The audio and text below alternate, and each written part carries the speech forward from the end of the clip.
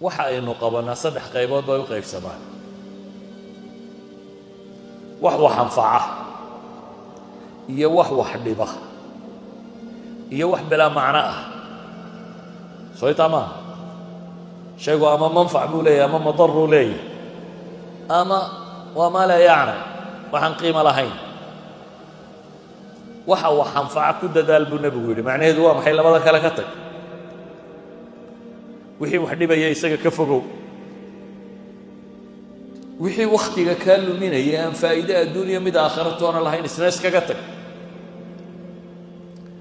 dhalinyaranimadu inta ugu badan leh in badanoo ka mid waqtigooda wuxuu ku lamaa ma laa yanfac walaa yadur haddaanu durkaba u xaggiisa xigin inta badan dhalinyaradu inta yaro iskuulka tago ama masaajidka uu labada kitaabka akhrista mooyaane inta kaloo dhan bilaa macno wadaa waa inka dhalinyarada inta badan waqti aad u badan buu haystaa ilaa mas'uuliyadi ma saarna caruur kama warwarayo mas'uuliyad kale ma saarna shaqo kuma sii socdo inta ugu badan leh marka ninka dhalinyarada inta badan wuxuu garan waayaa waqtiga wuxuu ku qabtaba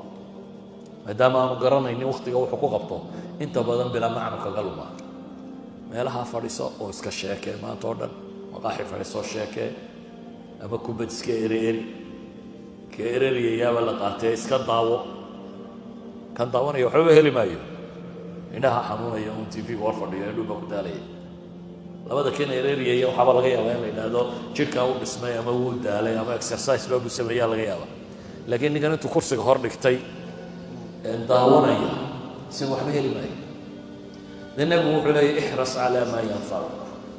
كد دال وحيك أنفعيا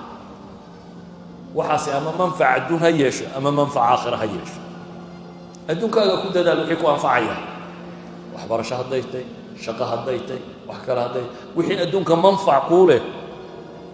الشرع يقول لي هي كد دال بالقول وحكر له يقول كد دال محي وحين منفع آخر له ولبا علماء waxay yiraahdaan labada manfaacada iskhilaafaan kee loo horeysiiya manfaaca aakhira loo horeysiiya hadii arinu noqdo wala yaday waxa qabato xoga lacag waa jeeri laakiin salaadiina way ka tagaysaa keebad horeysiinaysa salaada ka horeysa manfaaca dunawiga waajibaadka ukhrawiga ba ka horeeya maxay